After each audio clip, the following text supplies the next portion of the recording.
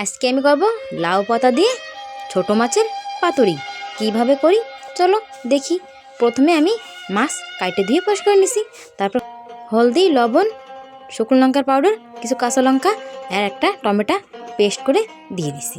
দিয়ে আমি তেল দিয়ে ভালো মতো মাখিয়ে আমি প্রায় 20 মিনিট রেস্টে রেখেছি। তারপরে নিয়ে এলাম আমি লাউ পাতা, নিয়ে আমি সেই ছোটো মাছ দিয়ে উপরতে দুটো কাঁচা লঙ্কা দিয়ে ভালো মতন সুতলি দিয়ে বাইন্দে নেব।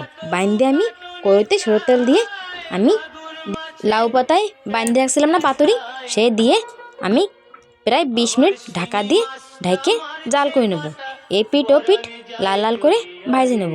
এই দেখো বন্ধুরা, আমার পাতুরি ভাজা হয়ে গেছে, ঠান্ডা হয়ে গেছে। খুলে এই যে নিয়ে খুলে নিছি, দেখো কত সুন্দর হয়েছে, খাতেও তার থেকে বেশি টেস্টি। ভিডিওটাই একটা সাবস্ক্রাইব অবশ্য করবে।